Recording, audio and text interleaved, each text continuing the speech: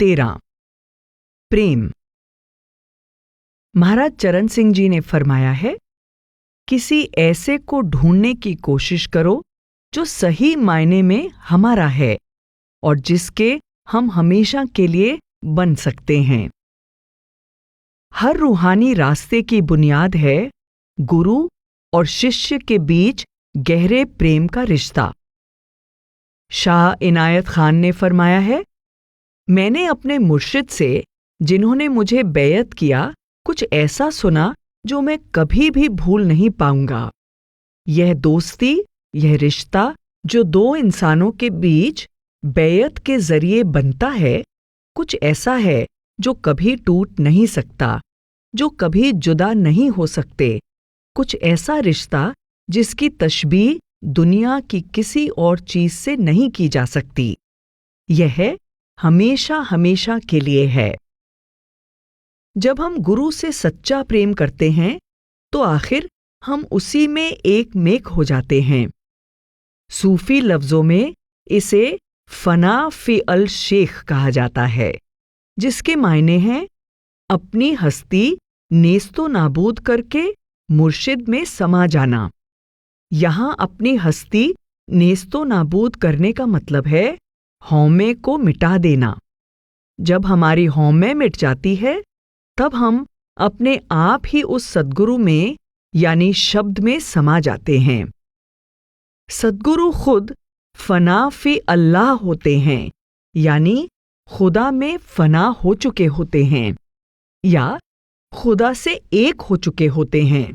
इसलिए गुरु से प्रेम के जरिए हम परमात्मा से प्रेम करते हैं और आखिर उसमें लीन हो जाते हैं।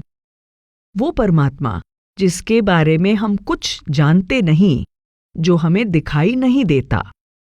महाराज सावन सिंह जी ने फरमाया है, गुरु से प्रेम करना परमात्मा से प्रेम करना है। गुरु के प्रति अपने प्रेम को साध लो, क्योंकि गुरु परमात्मा के प्रेम से सराबोर होते हैं। इसलिए जब हम गुरु से प्रेम करते हैं तो हम भी अपने आप परमात्मा के प्रेम से सराबोर हो जाते हैं। गुरु और शिष्य का रिश्ता नामदान मिलने से पहले कायम हो जाता है। यह रिश्ता उस दिन बन जाता है जब हम गुरु पर भरोसा करना शुरू करते हैं। यह रिश्ता नामदान के साथ और गहरा हो जाता है और फिर गुरु के लिए की गई हर छोटी से छोटी सेवा से यह और मजबूत होता जाता है। गुरु के लिए प्रेम। गुरु से प्रेम करने के क्या मायने हैं?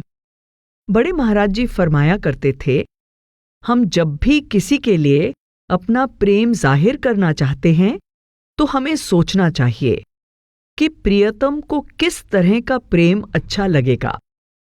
फिर हमें अपने अंदर वैसी खूबियां पैदा करनी चाहिए या वैसा काम करना चाहिए जिससे उस प्यारे की खुशी हासिल हो। इस तरह हम उससे प्यार करने का तरीका ढूंढते हैं, वैसा प्रेम नहीं जैसे हम करना चाहते हैं, बल्कि वैसा प्रेम जैसा गुरु चाहते हैं। हुजूर महाराज जी हमें प्रेम के मायने समझाते हुए फरमाते हैं, प्रेम का मतलब है हुक्म में रहना। प्रेम का मतलब है शरण। प्रेम का मतलब है अपनी हस्ती को नेस्तो नाबूद करके दूसरे की हस्ती इख्तियार कर लेना। यह है प्रेम। यहां हुजूर महाराज जी ने सिलसिलेवार प्रेम के मायने हमारे सामने रखे हैं। हुक्म में रहना, फिर शरण लेना और आखिर उसमें समा जाना। शुरुआती दौर में प्रेम का मतलब है हुक्म में रहना। हम अपनी चाहतों और इच्छाओं को एक तरफ करके सिर्फ गुरु के हुक्म में रहते हैं। हमेशा हुक्म में रहने का नतीजा है शरण हासिल होना और शरण का नतीजा है प्रेम की आखिरी मंजिल हासिल करना, यानी परमात्मा से मिलाप। हुजूर महाराज जी के लफ्जों में हुक्म, शरण और प्रेम सब एक ही डोरी से बंधे हुए हैं। अपनी हस्ती नेस्तो नाबूद करना, प्रियतम में लीन हो जाना और दूसरे की हस्ती इख्तियार कर लेना। अपने आप में से मैं को निकालकर अपनी मर्जी को दूसरे की रजा में मिला देना, यह है हुक्म में रहना। अपनी हस्ती मिटाकर दूसरे का रूप बन जाना, यही समर्पण है, यही शरण है। हमें अपनी हस्ती को मिटाना है, अपनी हौमे को खत्म करके उस परमात्मा से एकमेक होना है, यह प्रेम है। हुक्म में रहना, शरण लेना और मिलाप, इस सीढ़ी पर हम कहाँ खड़े हैं? जाहिर है कि अभी तक हम उस प्यारे से मिलाप हासिल नहीं कर पाए हैं, वरना हम इस दुनिया में ना होते और उससे जुदाई महसूस न कर रहे होते। न ही हम अभी तक अपने आप को पूरी तरह से उसको सुपुर्द कर पाए हैं। हम में से बहुत से अभी भी बिना किसी हिचकिचाहट के उनका हुक्म नहीं मान पाते। इसलिए हमें अपने आप से पूछना चाहिए, क्या कम से कम मैं हुक्म में रह रहा हूं? अगर नहीं, तो हमें यहां से शुरुआत करनी है। हमारी मौजूदा अवस्था में प्रेम का मतलब है हुक्म में रहना। प्रेम के यह सीधे सादे मायने हमारी मदद कर सकते हैं, क्योंकि मिलन, विरह, शरण, विनम्रता और बेलाग जैसे ऊंचे रूहानी इरादे मुश्किल और पहुंच से बाहर लगते हैं। ऐसे में यह जानकर राहत मिलती है कि प्रेम कुछ ऐसा है जिसे हम तुरंत अमल में ला सकते हैं। प्रेम और हुक्म के संबंध को बताते हुए बाइबल में ईसा मसीह फरमाते हैं, अगर तुम मुझसे प्यार करते हो तो तुम्हें मेरा हुक्म भी मानना होगा। हमारे गुरु का हुक्म है वे 4 वायदे। हमारे लिए गुरु से प्रेम करने का मतलब है उन 4 वायदों का ईमानदारी से पालन करना। बाबा जी हमें वह नजरिया बताते हैं जिसके जरिए हमें प्रेम और हुक्म को समझना है। युवा बच्चों के सवाल जवाब के एक प्रोग्राम में किसी ने बाबा जी से पूछा, बाबा जी, सच्चा प्रेम क्या है? उन्होंने एक लफ्ज में जवाब दिया, कुर्बानी। सद्गुरु समझा रहे हैं कि प्रेम का मतलब है कुर्बानी। यह प्रेम के कोई नए मायने नहीं हैं। इसका सीधा सा मतलब है कि हुक्म कुर्बानी मांगता है। कबीर साहिब ने कहा है, प्रेम पियाला जो पिए सीस दक्षिणा दे। बेशक हमें इसके लफ्जी मायने नहीं लेने हैं, लेकिन प्रेम में हमें बड़ी से बड़ी कुर्बानी देने के लिए तैयार रहना चाहिए। बड़ी से बड़ी कुर्बानी क्या है? संतमत में हमें कुर्बानी की कोई बड़ी या खास नुमाइश करने के लिए नहीं कहा जाता। अपना घर बार छोड़ना या अपनी जिम्मेदारियां छोड़ना हमें इन सब के लिए नहीं कहा जाता। असल में जिस कुर्बानी के लिए कहा जाता है वह इनसे भी ज्यादा मुश्किल है। हमें इस दुनिया में रहना है, अपनी सारी जिम्मेदारियां निभानी हैं और इस भागदौड़ भरी जिंदगी में हर रोज ऐसी छोटी छोटी बहुत सी कुर्बानियां देनी हैं ताकि हमारा मन परमात्मा की ओर मुड़े। ऐसी कुर्बानियां हमारी रोजमर्रा की जिंदगी की छोटी छोटी बातों में छिपी हैं। हर बार जब हम अपने मन को गुरु की तरफ लगाते हैं, जब भी हम अपने परमार्थी मकसद को ध्यान में रखते हुए किसी लालच, मन की भटकन या भोग विकार में फंसने से खुद को रोकते हैं या किसी क्षणिक सुख का त्याग करते हैं, यह है कुर्बानी, हुक्म में रहना और प्रेम। महाराज सावन सिंह जी ने फरमाया है, प्रेम में अपने आप को पूरी तरह नेस्तो नाबूद कर देना है, अपना दिल सौंप देना है। अगर प्रेम के मायने हैं हुक्म में रहना, तो फिर आंतरिक सेवा यानी भजन बंदगी बहुत जरूरी है। हुजूर बड़े साफ लफ्जों में फरमाते हैं, अगर आप कहते हैं कि आप गुरु से प्रेम करते हैं लेकिन भजन सिमरन नहीं करते, तो आप अपने आप को धोखा दे रहे हैं। एक बार किसी ने हुजूर से पूछा कि सत्संगी अपने अंदर प्रेम का इजाफा कैसे कर सकता है। उन्होंने जवाब दिया, भजन सिमरन से प्रेम पैदा होता है, इससे प्रेम मजबूत होता है, इससे प्रेम गहरा होता है, इससे प्रेम बढ़ता है। आखिरकार यह आपको रोशन करता है और फिर आपको परमात्मा ही बना देता है। सत्संगी ने आगे पूछा, इसका मतलब भजन सिमरन के जरिए हम परमात्मा से प्रेम कर रहे हैं? हुजूर ने जवाब दिया, यह प्रेम की बुलंदी है। एक और मौके पर किसी ने पूछा कि वह बिना किसी शर्त के सद्गुरु को सब कुछ सौंप देना चाहता है, लेकिन समझ नहीं पा रहा कि ऐसा सच्चा प्रेम और श्रद्धा कैसे आएगी। हुजूर महाराज जी ने जवाब दिया, प्रेम को गहरा करने का सिर्फ एक ही तरीका है, भजन सिमरन। दूसरा और कोई तरीका नहीं, क्योंकि जिस प्रेम का एहसास हम अपने तजर्बे से करते हैं, उसके बराबर और कोई प्रेम नहीं है। प्रेम की जानकारी होना ठीक है, जज्बात से भरा प्रेम जो दूसरों के प्रभाव से होता है ठीक है, किसी भी तरह का प्रेम ठीक है, लेकिन उस प्रेम का कोई मुकाबला नहीं जिसे आप अपने तजर्बे से महसूस करते हैं, और ऐसे एहसास के लिए भजन सिमरन जरूरी है। आप प्रेम और भक्ति सिर्फ भजन सिमरन के जरिए ही कर सकते हैं और कोई तरीका नहीं। भजन बंदगी वह बुलंदी है जो गुरु के प्रति हमारा प्रेम जाहिर करती है।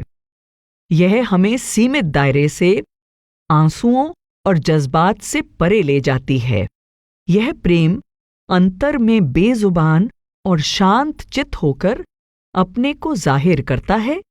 यहां हमारा दिल बोलता है और उसका दिल सुनता है और जवाब देता है। मानो हम समंदर के किनारे खड़े हैं और सद्गुरु हमें जमीन में एक गड्ढा खोदने के लिए कहें और कहें कि हम जितना गहरा गड्ढा क्यों न खोदें, वे इसे अपने प्यार से भर देंगे। तो क्या हम झट से और बड़े जोश से गड्ढा खोदने नहीं लग जाएंगे? भजन बंदगी के रूप में सद्गुरु ने हमें यह सौगात बख्शी है। जितना ज्यादा हम खोदेंगे, यानी जितनी मेहनत हम भजन सिमरन में करेंगे, उतने ही उसके प्यार के काबिल बन जाएंगे। अगर हम छोटा सा एक प्याले जितना गड्ढा खोदते हैं, तो वह उसे ऊपर तक प्रेम से लबालब भर देंगे। अगर हम और मेहनत करते हैं और एक गहरा कुआं खोदते हैं, तो वे उसे भी प्रेम से लबालब भर देंगे। सद्गुरु प्रेम के अथाह सागर हैं और उनकी दया मेहर की लहरें हमें हमेशा सराबोर करती रहती हैं। हमें उस प्रेम का कितना एहसास होता है, यह न सिर्फ उनकी दया मेहर पर मुनस्सर है, बल्कि हमारी मेहनत पर और इस पर कि हम उनकी रहमत को कितना संभालते हैं।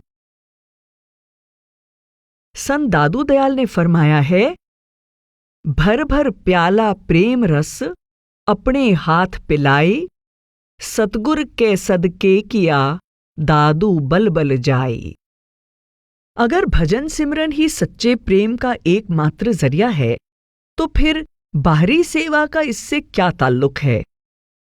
असलियत यह है कि हम सारा दिन तो भजन सिमरन कर नहीं सकते, और अपने रोजमर्रा के काम काज के बावजूद हमारे पास काफी समय भी बच जाता है।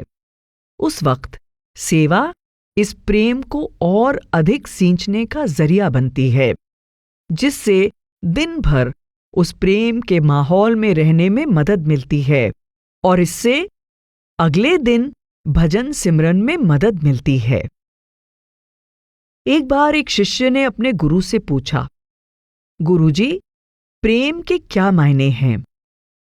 गुरु ने अपने माथे को 3 बार थपथपाया और कहा, ध्यान, ध्यान, ध्यान।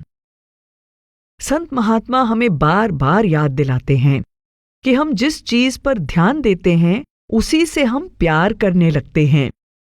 इसलिए जब हम अंदरूनी और बाहरी सेवा के जरिए अपना वक्त और तवज्जो दोनों गुरु को देते हैं, तो हम उनके साथ एक गहरे प्रेम का रिश्ता कायम करते हैं।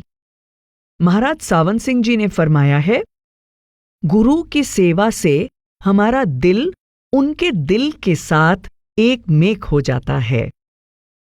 प्रेम की इस सीढ़ी पर शरण और मिलाप के बीच में एक और ऊंची अवस्था आती है, जिसे विरह या तड़प कहा जाता है।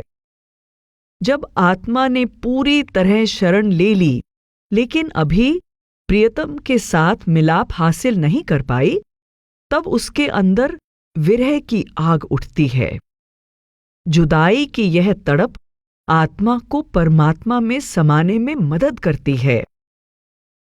गहरी विरह की तड़प से गुजरते हुए संत महात्माओं ने प्रेम और तड़प पर बहुत सी सुंदर वाणियां लिखी हैं। जब हम इन्हें पढ़ते हैं तो हमें भी इनसे प्रेरणा मिलती है और यह एहसास होता है कि अभी हम उस मुकाम से कोसों दूर हैं। जब कभी हमें गुरु की मौजूदगी में दर्शनों का मौका मिलता है और फिर उनसे जुदा हो जाते हैं, उस समय हमें इस विरह का कुछ एहसास होता है, लेकिन सद्गुरु के आने और चले जाने पर ही हमें उस विरह का एहसास नहीं होता। विरह तो वह तड़प है जो कुदरती हमारे अंदर भजन बंदगी और सेवा के जरिए पैदा होती है। महाराज सावंत सिंह जी ने फरमाया है, प्यारे से मिलने के लिए पहले गहरी तड़प उठती है। जैसे किसी पेड़ पर फल आने से पहले उस पर फूल आता है और खिलता है। जहां फूल नहीं होता वहां फल भी नहीं हो सकता। इसी तरह जहां विरह नहीं है वहां प्यारे से मिलाप भी नहीं हो सकता। यकीनन गुरु और शिष्य का रिश्ता जिंदगी के बहुत से गहरे राजों में से एक है। इस रिश्ते में न सिर्फ प्रेम करते हुए अपनी हौमे को उस करतारी शक्ति के आगे फना कर देना है, बल्कि साथ ही उसके प्रेम में और ऊपर उठना है, अपनी तरफ से पूरी कोशिश करके उस प्यारे तक पहुंचना है। प्रेम का यह सिलसिला आसान नहीं है, बल्कि एक ऐसा मुकाम है जिसमें पहले हुक्म की पालना, फिर शरण, फिर विरह और आखिर में मिलाप होता है। यह सब एक गोल दायरे में घूमते हैं। रोजाना हुक्म में रहकर सेवा करना हमारे अहंकार पर चोट करता है, साथ ही मन को शरण लेने के लिए प्रेरणा देता है। जैसे जैसे शरण गहरी होती है, हमारे मन में गुरु का हुक्म मानने की चाह और ज्यादा बढ़ती जाती है और बदले में शरण की भावना और गहरी होती जाती है। इस तरह हुक्म और शरण एक दूसरे को प्रेरित करते हुए अपने दायरे और भी बड़े करते जाते हैं, जिससे मिलन की तड़प धीरे धीरे गहरी होने लगती है। जिंदगी भर हुक्म में रहने से और बाहरी तौर पर शरण लेने से हम आखिर उस अंदरूनी शरण, सच्ची विरह और आखिर मिलन की ओर बढ़ने लगते हैं। यह है लगातार उस रूहानी प्रेम का आगे बढ़ते जाना।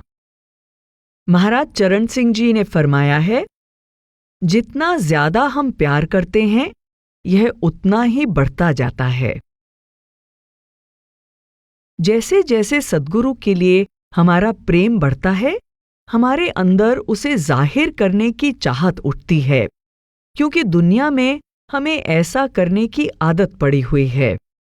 लेकिन रूहानी प्रेम दुनियावी प्रेम से अलग है।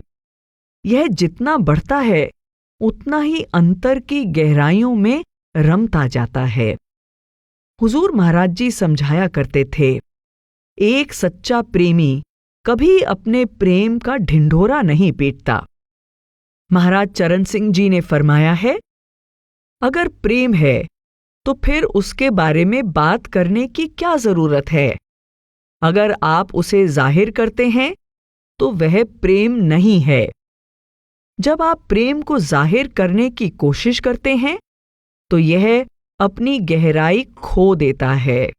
आप इसे जितना ज्यादा हजम करते हैं, यह उतना ही बढ़ता जाता है। जाहिर करने से ज्यादा इसको महसूस करने की जरूरत है। गुरु को यह दिखाने की जरूरत नहीं है कि हम उससे कितना प्यार करते हैं, वह जानता है। संत तुलसी साहब के समय का एक वाकया इसे दर्शाता है। एक बार कुछ औरतों को पता चला कि गुरु साहिब उनके शहर में आ रहे हैं। वे अपना काम बीच में छोड़कर उनके दर्शनों के लिए दौड़ पड़ीं। जब उन्होंने तुलसी साहिब को देखा तो उन्होंने सिर झुकाकर सत्कार किया। लेकिन वे जल्दी में काम छोड़कर आई थीं, इसलिए उन्होंने ध्यान नहीं दिया कि उनके कपड़े मैले और पसीने से तरबतर थे, इसलिए उन्हें कपड़े बदल लेने चाहिए थे। एक सेवादार ने नाराज होकर उनसे कहा, बहनों, तुम्हारे कपड़ों से बदबू आ रही है, आप पीछे जाकर बैठो। तुलसी साहिब ने सेवादार को प्यार से समझाते हुए कहा, तुम्हें उनके प्रेम और भक्ति की मीठी सुगंध का कोई अंदाजा नहीं है। तुम नहीं जानते कि वह किस भावना के साथ यहां आई हैं। तुम्हें उनके कपड़ों से बदबू आई होगी, लेकिन मुझे तो कोई बदबू नहीं आ रही। यह कहानी दर्शाती है कि गुरु हमारे दिल की भावना देखते हैं। लेकिन यहां एक दूसरा सबक भी मिलता है। जब हम सेवा में होते हैं तो हमें दूसरे सत्संगियों को उनके बाहरी पहनावे या उनके बर्ताव के आधार पर नहीं परखना चाहिए। इसी तरह की एक घटना एक बड़े सत्संग सेंटर में हुई, जहां सद्गुरु के आने की तैयारियां की जा रही थीं। कोई सेवादार सेवा ढूंढ रहा था। जत्थेदार उसे लकड़ी के एक रैंप के पास ले गया, जहां बहुत फिसलन थी, जो बरसात के मौसम में मुश्किल खड़ी कर सकती थी। उस रैंप की फिसलन कम करने के लिए जत्थेदार ने उस सेवादार को रैंप पर एक ऐसी चीज लगाने को दी जिससे फिसलन कम हो जाए। उसने सेवादार को कुछ सामान दिया और उसे करके भी दिखाया कि कैसे रैंप के किनारे किनारे पेच के जरिए उस चीज को लगाना है। सेवादार बड़ी लगन से उस काम में लग गया। कुछ समय बाद वह जत्थेदार उस काम को देखने के लिए आया तो देखकर हैरान रह गया कि सेवादार ने रैंप के किनारे पर पेचों की एक लाइन बनाने के बजाय पूरे रैंप पर पेचों की इतनी ज्यादा लाइनें बना दी थीं कि उस रैंप की फिसलन दूर करने का मकसद ही पूरा नहीं हो सका था। रैंप पर अभी फिसलन थी। कुछ दिनों बाद बाबाजी उस सेंटर में आए। जब वह कंस्ट्रक्शन का मुआयना कर रहे थे तो उस रैंप के पास भी गए। उन्होंने रैंप को एक नजर देखा और कहा, क्या कलाकारी है, और आगे चले गए। इस हादसे को बाद में याद करते हुए जत्थेदार को एहसास तो जरूर हुआ होगा कि उसे भी कुछ सीख मिली है। बात लक्ष्य हासिल करने की नहीं, जरूरी है सफर तय करना। हमारे दिल की भावना क्या है? उस सेवादार ने अपनी तरफ से बड़े अच्छे ढंग से काम किया था। उसने बड़े दिल से वह काम किया था। बाबा जी ने उसकी निष्काम सेवा को देखा, जबकि हम सिर्फ रैंप और उस पर लगे पेच ही देखते रह गए। सद्गुरु जानते हैं कि हम उन्हें कितना प्यार करते हैं, फिर भी हमें इस बात का भरोसा नहीं है। इसलिए हमारे अंदर इच्छा होती है कि हम किसी तरह उन्हें कुछ बाहरी तरीके से अपना प्रेम दिखाएं, कम से कम अपने कुछ आंसुओं के जरिए ही सही। और अगर हमारे आंसू नहीं छलकते, अगर हमारे जज्बात काबू से बाहर नहीं हो जाते, तो हम सोचते हैं कि हमारे अंदर प्रेम ही नहीं है। लेकिन यह कैसे हो सकता है कि प्रेम ना हो? महाराज चरण सिंह जी ने फरमाया है, अगर हमें महसूस होता है कि हमारे अंदर प्रेम नहीं है, तो इसका मतलब हम अपने प्रेम की गहराई से संतुष्ट नहीं हैं। इसके यह मायने नहीं कि आपके अंदर बिल्कुल भी प्रेम नहीं है, वरना आप इसके बारे में सोचते ही नहीं। कई बार हम किसी दूसरे का सद्गुरु के प्रति प्रेम देखकर अपनी तुलना उसके साथ करने लगते हैं और सोचते हैं कि हमारे प्यार में कमी है। लेकिन हुजूर महाराज जी हमें याद दिलाते हैं कि हमें कभी भी किसी दूसरे के साथ अपनी तुलना नहीं करनी चाहिए। उन्होंने फरमाया है, आप में से बहुत से लोग मुलाकातों के दौरान मुझे कहते हैं कि आपके अंदर प्रेम नहीं है। मुझे समझ नहीं आता कि प्रेम के बारे में आप क्या सोचते हैं, आप कैसे इसकी परख करते हैं, आप किस पैमाने से इसे मापते हैं। प्रेम के बारे में सोचने की कोई जरूरत ही नहीं है। प्रेम तो मौजूद है। हमारी समस्या यह है कि हम दूसरों के साथ अपनी तुलना करते हैं। हम सोचते हैं कि दूसरे को हमसे ज्यादा प्रेम है और मुझे भी उसके जैसा बनना चाहिए। लेकिन असल में कोई किसी को नहीं जानता। कई बार हम सद्गुरु का सेवादारों के प्रति प्रेम देखकर सोचने लगते हैं, वह उस सेवादार से ज्यादा प्रेम करते हैं। पहले वह मुझसे ज्यादा प्रेम करते थे, लेकिन अब वह मुझे उतना प्यार नहीं करते, वगैरह वगैरह। सद्गुरु का प्रेम हमारे लिए हमेशा एक जैसा रहता है, कभी नहीं बदलता। यह बेअंत है। अपने प्रेम के अथाह सागर से हमें सराबोर करने के बजाय गुरु हमें बस एक आईना दिखाते हैं। वह हमारे ही प्रेम को हमें वापस दिखाते हैं। महाराज चरण सिंह जी ने फरमाया है, सद्गुरु में आपको अपनी परछाई दिखती है। अगर आपके अंदर प्रेम और भक्ति भाव है, तो आपको लगेगा कि वह भी आपसे प्रेम करते हैं। अगर आप उनकी परवाह नहीं करते, तो आप महसूस करेंगे कि सद्गुरु आपकी परवाह नहीं करते। यह हमारी अपनी ही झलक है। प्रेम के बारे में हमारी समझ बहुत सीमित है, इसलिए हम हिसाब किताब करने लगते हैं, परखों में पड़ जाते हैं, चिंता करते हैं। इसके बजाय अगर हम सद्गुरु के हुक्म में रहने के लिए जरूरी कुर्बानियां करें और उन्हें अपना वक्त और अपनी तवज्जो दें, तो हमारे अंदर उनके लिए प्रेम खुद ब खुद पनपने लगेगा। तब प्रेम हमारी कथनी में, हमारी करनी में, हमारे किरदार से और हमारी रहनी सहनी से झलकेगा। यह है सबसे ऊंची सेवा। यह है गुरु भक्ति। यह प्रेम है। गुरु अमरदास जी ने फरमाया है, गुर की सेवा गुर भगत है, विरला पाए कोई। हमारे प्रेम का सबसे बड़ा इम्तिहान शायद तब होता है जब गुरु चोला छोड़ जाते हैं और हमें उनके गद्दी नशीन को उनकी जगह गुरु मानना पड़ता है। यह कुदरती है कि सद्गुरु के रिश्तेदार दोस्त और उनके नज़दीकी सेवादारों को उनकी शख्सियत से इतना लगाव हो जाता है कि जब वह दर्द भरा समय आता है तो यह मानना बहुत मुश्किल होता है कि कोई दूसरा उनकी जगह ले सकता है। बड़े महाराज जी के चोला छोड़ने के बाद काफी समय तक उनके पुराने सेवादार सरदार बहादुर जी को उनके गद्दी नशीन के रूप में स्वीकार नहीं कर सके थे। कुछ तो ब्यास छोड़कर ही चले गए, क्योंकि वे अपने प्यारे सद्गुरु के बिना डेरे की कल्पना ही नहीं कर सकते थे। लेकिन बड़े महाराज जी क्या चाहते होंगे?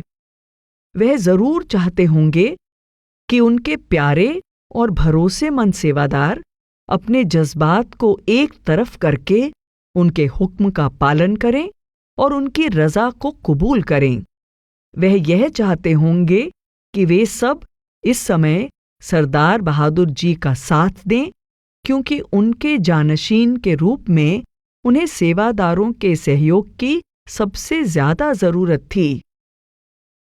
सद्गुरु जोर देते हैं कि हम अपने जज्बात से ज्यादा उनकी तालीम पर ध्यान दें। उनकी तालीम हमें याद दिलाती है कि सद्गुरु का देह स्वरूप एक ना एक दिन छोड़कर चला जाएगा, लेकिन उनका शब्द स्वरूप उनके गद्दी नशीन के रूप में हमारी रहनुमाई करता रहेगा। उनकी तालीम हमें याद दिलाती है कि प्रेम का मतलब है हुक्म मानना। अगर हमें गुरु पर भरोसा है तो हमें उनके गद्दी नशीन पर भी भरोसा होना चाहिए, फिर चाहे हमारा मन कुछ भी कहे। और जब हम नए सद्गुरु को दिल से सहयोग देते हैं, फिर चाहे हमारा मन अपने प्यारे सद्गुरु की जुदाई के गम से कितना भी डूबा हुआ क्यों न हो, उनके हुक्म में रहना गहरे प्रेम का सबूत है। महाराज चरण सिंह जी ने फरमाया है, अब वह आपकी जिंदगी के मल्लाह हैं। वह दिल से सिर्फ आपकी खुशी और आपका भला चाहते हैं। अपनी दया मेहर से वह जितनी जल्दी हो सके आपको अपनी ओर खींच रहे हैं, ताकि जो भी उनके पास है वह आपको दे सकें। सद्गुरु प्रेम का रूप हैं। माता पिता की तरह बड़ी कोमलता से हमारा हाथ पकड़कर वह प्यार से हमें मनाते हैं, समझाते बुझाते हैं, जोर देकर कहते हैं, प्रेम के असली मायने समझाते हैं और हमें निज घर ले जाते हैं। सेवा के प्रति प्रेम। जैसे जैसे गुरु के लिए हमारे मन में प्रेम बढ़ता है, हम उस प्यार को सेवा के जरिए दूसरों के साथ बांटना चाहते हैं। हुजूर महाराज जी अक्सर प्रेम और सेवा के दायरे के बारे में बताया करते थे। प्रेम हमें सेवा करने के लिए प्रेरणा देता है, और जितनी ज्यादा हम सेवा करते हैं उतना ही ज्यादा हम प्रेम करते हैं। एक बार सवाल जवाब के एक प्रोग्राम में हुजूर महाराज जी ने फरमाया कि प्रेम के बिना आप सेवा नहीं कर सकते। सेवा प्रेम पैदा करती है। सेवा प्रेम से शुरू होती है। सेवा से प्रेम गहरा होता है। हम जितनी ज्यादा सेवा करते हैं उतनी ज्यादा हमारे अंदर सेवा के लिए गहरे प्रेम और श्रद्धा की भावना आती है। यह भावना न सिर्फ सेवा करने के लिए होती है, बल्कि यह हमें सद्गुरु और भजन सिमरन से दिलो जान से जोड़ देती है। हम में से बहुतों के मन में सेवा के लिए बहुत जोश होता है। हम कई कई घंटे बड़ी लगन से सेवा में लगे रहते हैं और जिंदगी के सालों साल सेवा में लगा देते हैं। लेकिन सेवा के लिए हमारा प्रेम हमारे जोश, शौक और जज्बातों से बहुत ऊपर है। इस प्रेम में ठहराव है, इसमें सहन शक्ति है। अगर सेवा हमारे हिसाब से न चले तो प्रेम डोलता नहीं है। प्रेम हुक्म है। यह सेवा को हमारी मर्जी के मुताबिक ढालने की कोशिश नहीं करता। प्रेम निष्काम होता है। यह प्रियतम से कोई मांग नहीं करता। भारतीय महाकाव्य महाभारत में प्रेम से की गई सेवा के बारे में एक सुंदर सबक मिलता है। अर्जुन ने एक बार भगवान कृष्ण से पूछा, भगवान, लोग हमेशा कर्ण को युधिष्ठिर से ज्यादा दानवीर क्यों मानते हैं? जब भी किसी ने दोनों से कुछ मांगा, उन्होंने कभी मना नहीं किया। फिर भी कर्ण को युधिष्ठिर से ज्यादा महान क्यों समझा जाता है? ध्यान दें, युधिष्ठिर अर्जुन का बड़ा भाई था और कर्ण अर्जुन का मुख्य प्रतिद्वंद्वी था। युधिष्ठिर और कर्ण दोनों अपनी दानवीरता के लिए प्रसिद्ध थे। भगवान कृष्ण ने मुस्कुराते हुए कहा, चलो मैं तुम्हें दिखाता हूं ऐसा क्यों है। गरीब ब्राह्मणों का भेष धारकर दोनों पहले युधिष्ठिर के दरबार में गए और कहा कि उन्हें यज्ञ के लिए बहुत सी चंदन की लकड़ी चाहिए। युधिष्ठिर ने उसी वक्त अपने सैनिकों को राज्य में सब ओर चंदन की लकड़ियां ढूंढने के लिए भेज दिया। लेकिन बरसात का मौसम था, इसलिए सभी पेड़ गीले थे। सैनिक चंदन की गीली लकड़ियां लेकर दरबार में आए, लेकिन गीली लकड़ियां यज्ञ के काम नहीं आ सकती थीं। इसी ब्राह्मण के वेश में श्री कृष्ण और अर्जुन कर्ण के दरबार में पहुंचे और उससे चंदन की लकड़ियां मांगी। कर्ण ने थोड़ी देर सोचा और कहा, कई दिनों से बरसात हो रही है, इसलिए जंगल में चंदन की सूखी लकड़ियां मिलना मुमकिन नहीं है। लेकिन एक तरीका है, आप थोड़ी देर इंतजार करें। कर्ण ने अपने महल के दरवाजे और खिड़कियां कटवा डाले जो चंदन की लकड़ी के बने हुए थे। उनके टुकड़े करके उसने चंदन की सूखी लकड़ियां दोनों ब्राह्मणों को दे दी। वे दोनों दान लेकर महल से निकल आए। लौटते हुए श्री कृष्ण ने कहा, अर्जुन, क्या तुम्हें अब दोनों में फर्क समझ आया? अगर हमने युधिष्ठिर से भी उसके महल के दरवाजे और खिड़कियां मांगे होते तो वह भी हमें बिना झिझक के दे देता, लेकिन उसने खुद इस बारे में नहीं सोचा। हमने कर्ण से उसके दरवाजे नहीं मांगे थे। युधिष्ठिर दान करता है क्योंकि यह उसका धर्म है। कर्ण दान देता है क्योंकि उसे देने में खुशी होती है। यह है दोनों में फर्क। इसीलिए कर्ण को युधिष्ठिर से बड़ा दानवीर माना जाता है। यह कहानी हमें सोचने के लिए मजबूर करती है। क्या हम भी सेवा को फर्ज समझकर करते हैं, या फिर हम इसलिए सेवा करते हैं कि हम सेवा करना चाहते हैं? बाबा जी फरमाते हैं कि जो दूसरों को कुछ देना चाहता है उसके लिए सेवा करना आसान होता है, और जो कुछ पाने की उम्मीद रखता है उसे सेवा मुश्किल लगती है। इशारा इस ओर है कि जितना ज्यादा हम देना चाहते हैं, जितनी ज्यादा खुशी हमें देकर मिलती है, उतना ही सेवा करना आसान हो जाता है। अगर हम सेवा इसलिए करते हैं कि इससे हमें खुशी मिलती है, तो हम और ज्यादा सेवा करना चाहेंगे। अगर हमें बर्तन धोने की सेवा दी गई है, तो हम नाम के लिए उन्हें धोकर काम खत्म करने की कोशिश नहीं करेंगे, बल्कि तब तक साफ करते रहेंगे जब तक वे चमकने न लग जाएं। अगर हमें हवाई अड्डे से किसी को लाने की सेवा दी गई है, तो हम समय से पहले पहुंच जाएंगे, बड़े प्यार से उसका स्वागत करेंगे, सामान उठाने में उसकी मदद करेंगे और उसकी हर जरूरत और आराम का ध्यान रखेंगे जब तक उसे हिफाजत से उसकी मंजिल तक पहुंचा नहीं देते। इसी तरह अगर हमें सब्जियां काटने की सेवा मिली है, तो हम सिर्फ सब्जियां ही नहीं काटेंगे, बल्कि अगर जरूरत हो तो हम काउंटर्स की भी सफाई करेंगे और पूरी रसोई भी साफ कर देंगे।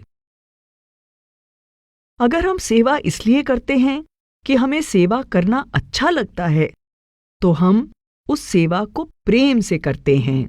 महाराज चरण सिंह जी ने फरमाया है, इसलिए सेवा हमेशा प्रेम से की जाती है, वरना वह सेवा नहीं है। सेवा का मतलब यह नहीं है कि हम बस हाथों से मशीन की तरह कुछ कार्यवाही करनी है। सेवा का हमारा मकसद दूसरे की खुशी हासिल करना है। अगर हम सेवा को मशीनी काम की तरह करते हैं, तो उसका नतीजा भी मशीनी होगा। जितने प्रेम से हम सेवा करेंगे, उतनी ही गुरु की खुशी हासिल कर पाएंगे, उतना ही प्रेम और खुशी हम अपने साथ वापस ले जा पाएंगे।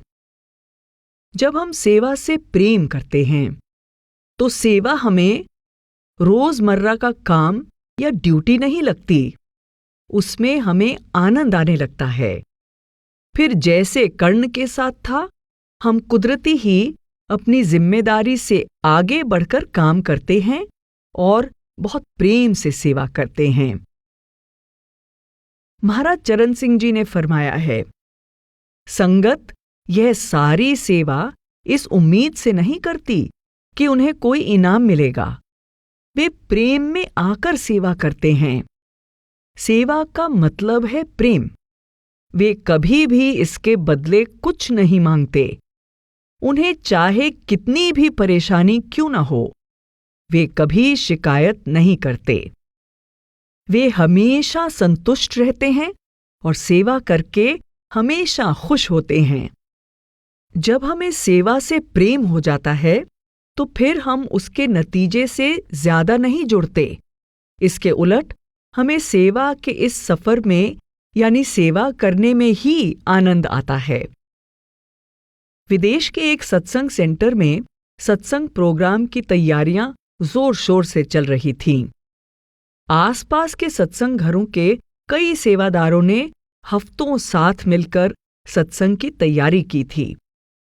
हॉल में पूरी तैयारी हो चुकी थी, रहने खाने का इंतजाम हो चुका था, सेवादारों की टीम तैयार थी, उन्हें हिदायतें मिल चुकी थीं और सत्संग करने वाले सेवादारों का भी इंतजाम हो चुका था। अब सिर्फ संगत के आने का इंतजार था। लेकिन सत्संग के ठीक 2 दिन पहले उन्हें वहां के रिप्रेजेंटेटिव ने फोन करके बताया कि बाबा जी ने अचानक उसी हफ्ते के आखिर में उनके देश आने का प्रोग्राम बनाया है। सेवादारों से कहा गया कि वे सारी संगत को सूचना दे दें कि यहां इस लोकल सेंटर में सत्संग के लिए आने की बजाय अब उन्हें दूसरे शहर जाना है जहां बाबा जी सत्संग देंगे। सेवादारों ने वही किया जैसा उन्हें कहा गया।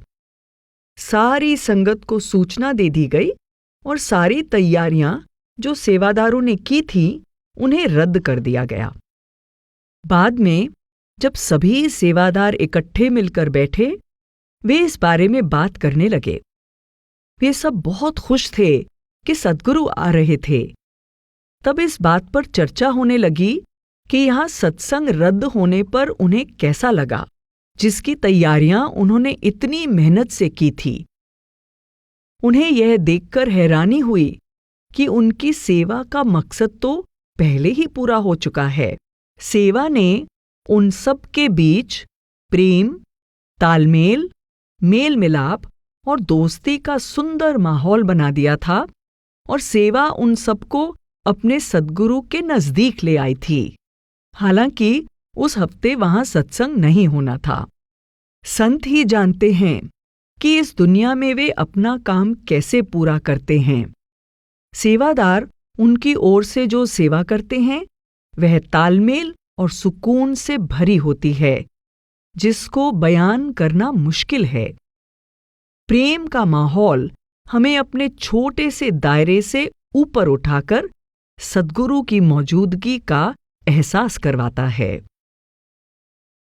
ऐसे माहौल का एहसास हमें तब होता है जब हम कुछ ऐसे गजब के सेवादारों से मिलते हैं जिनके दिल में सद्गुरु और सेवा के प्रति इतना प्रेम होता है कि हम उन्हें देखकर नतमस्तक हो जाते हैं।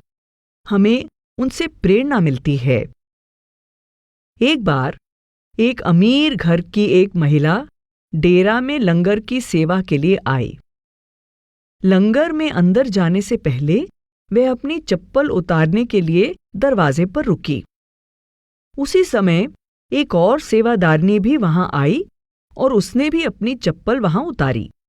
उस महिला ने देखा कि उस सेवादारनी की रबर की चप्पल पर 6 जगह टांके लगे हुए थे। जब वे लंगर में साथ साथ सेवा कर रही थीं, तो उन्होंने आपस में बात करनी शुरू की और तब उस अमीर महिला को पता चला कि वह सेवादारनी अपना सारा पैसा बचाती है ताकि डेरे में सेवा पर आने के लिए ट्रेन की टिकट खरीद सके। उसने पैसा नई चप्पल खरीदने के लिए नहीं, बल्कि डेरा आकर सेवा करने के लिए टिकट खरीदने के लिए बचाया था। महाराज चरण सिंह जी ने फरमाया है, आपने इतनी सारी सेवादारनियों को खाना पकाते हुए देखा होगा। वे कैसे आग के पास बैठकर खाना बनाती हैं। सर्दियों में तो ठीक है, लेकिन आप सोचकर देखें, जून और जुलाई के महीनों में जब इतनी उमस और गर्मी होती है, आग को देखना मुश्किल होता है। आप उसके नजदीक नहीं बैठ सकते, और फिर भी वे उससे भी ज्यादा खाना बनाती हैं जितना आपने यहां देखा है। लेकिन इसके बावजूद वे बहुत खुश होती हैं। उनमें इतना सब्र है, उनमें संगत की सेवा करने का जज्बा हमेशा बना रहता है। आप देखें, यह सब बाबा जी की दया है। ध्यान दें, यहां बाबा जी से इशारा बाबा जयमल सिंह जी से है, जिन्होंने डेरे की स्थापना की थी। एक बार एक सेवादार किसी दूसरे सेवादार की सेवा के प्रति प्रेम भावना का जिक्र कर रहा था। इस सेवादारनी को अपने सत्संग सेंटर की चाबियां संभालने की सेवा दी गई थी, क्योंकि वह समय की बहुत पाबंद और जिम्मेदार थी, इसलिए उस पर भरोसा किया जा सकता था।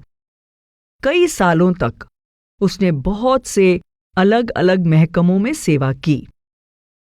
वह किसी भी सेवा में कोई फर्क नहीं समझती थी। जब सेंटर में कोई कंस्ट्रक्शन का काम चल रहा होता, तो वह ईंटें उठाने की सेवा करती। जब बर्तन धोने की जरूरत होती, तो वह बर्तन धो देती। उसकी नजरों में सेवा तो सेवा है, जो काम दिया जाए वह करना है। उसकी ऐसी सोच का इम्तिहान तब हुआ जब उसे पैसे के लेन देन वाले महकमे में सेवा करने के लिए कहा गया। एक घरेलू औरत होने के नाते, जिसने कभी बाहर काम नहीं किया था, पहले तो वह यह सोचकर घबराई कि उसे चेक भरने पड़ेंगे, बिल संभालने पड़ेंगे और लेन देन का हिसाब रखना पड़ेगा। लेकिन उसने अपने डर को पीछे करके कई सालों तक यह सेवा निभाई।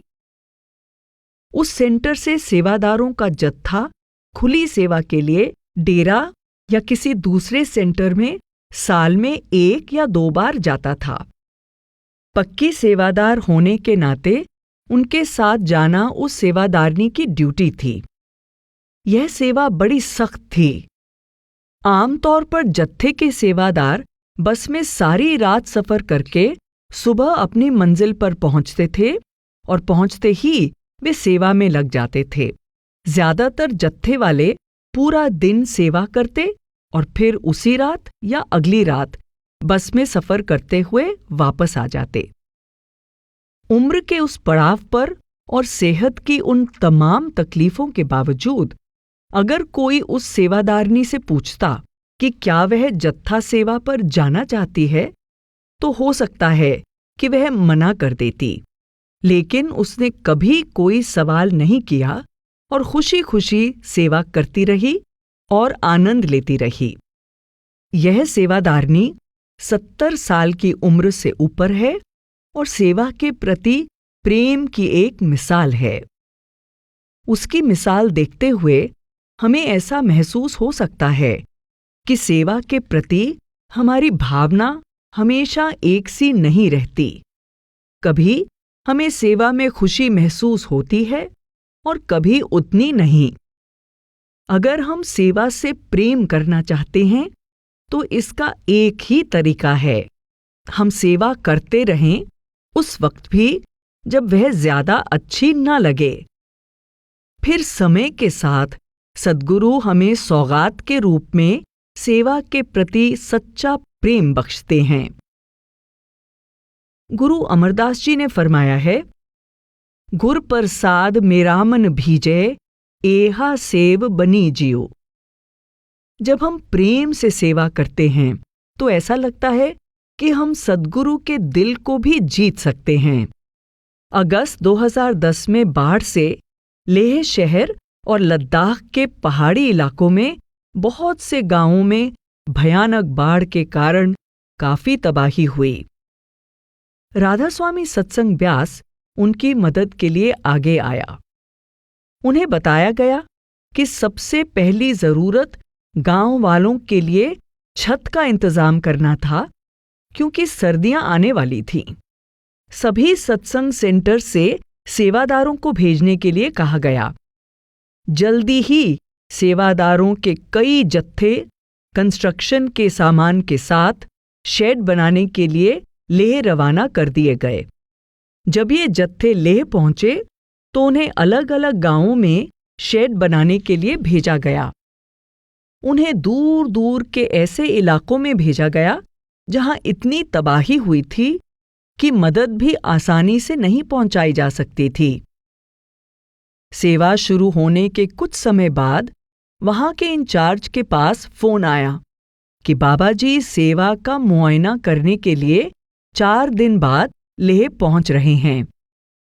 क्योंकि इतने थोड़े समय में सारे शेड का काम पूरा करना मुमकिन नहीं था, इसलिए इंचार्ज ने फैसला किया कि बाबा जी को दिखाने के लिए कम से कम एक शेड पूरा बनाया जाएगा। उसने सभी सेवादारों को बुलाकर बताया कि बाबा जी मुआयने के लिए आ रहे हैं, इसलिए उन्हें 4 दिन में शेड को तैयार करना है। सेवादार उनकी बात सुनकर दुगने उत्साह से काम में जुट गए। जल्दी ही खबर फैल गई कि बाबा जी आने वाले हैं और उन्हें एक शेड तैयार करके दिखाया जाएगा। दूसरे गांवों के सेवा जत्थेदारों ने इंचार्ज से अर्ज की कि उन्हें भी अपने शेड 4 दिनों में तैयार करके सद्गुरु को दिखाने का मौका दिया जाए। इंचार्ज ने उन्हें समझाया कि उसने यह फैसला सभी मुनासिब चुनौतियों को ध्यान में रखते हुए लिया है।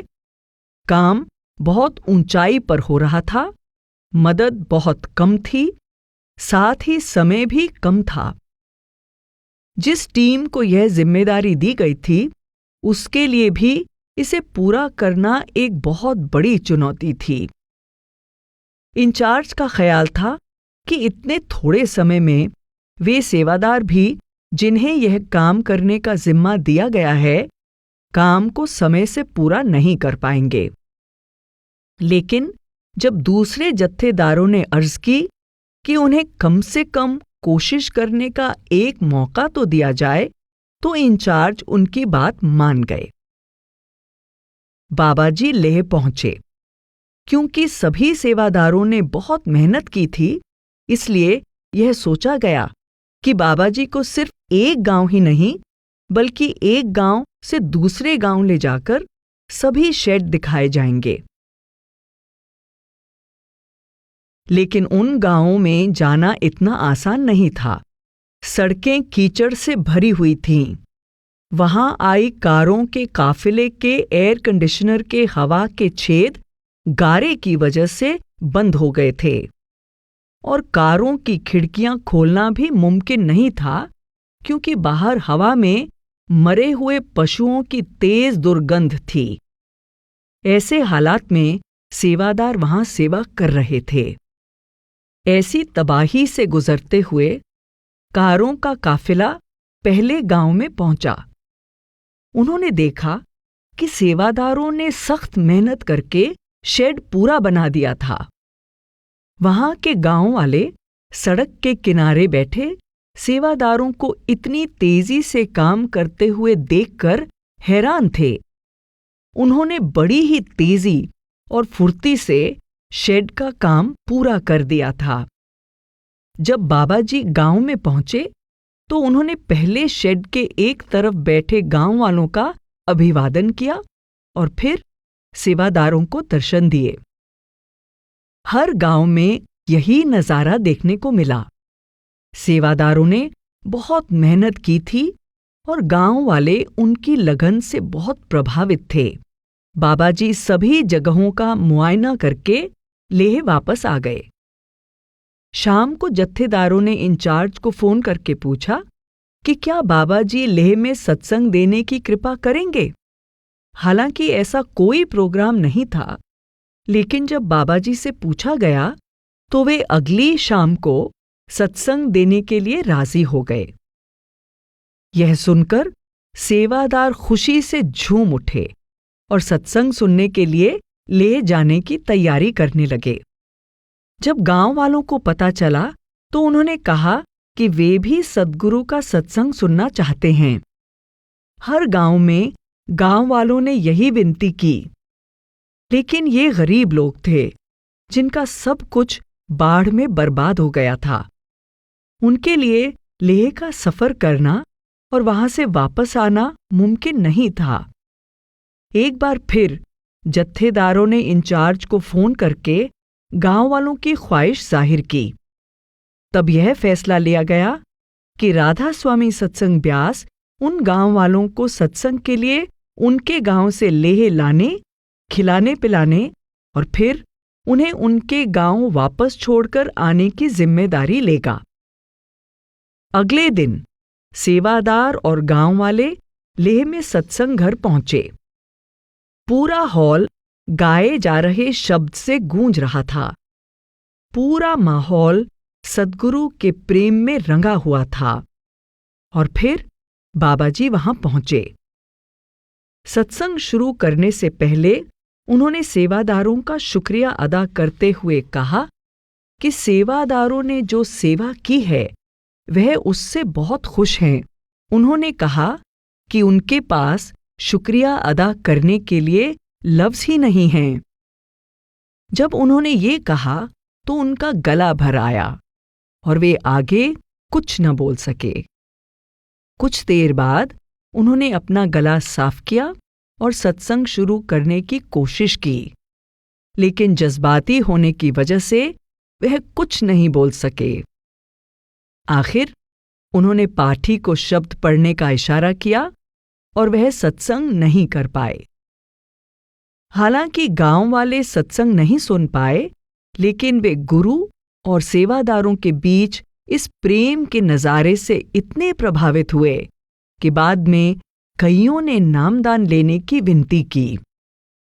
संत रविदास ने फरमाया है, साची प्रीत हम तुमस्यो जोरी, तुमस्यो जोर अवर संग तोरी, जह जह जाओ तहा तेरी सेवा, तुम सो ठाकुर और न देवा।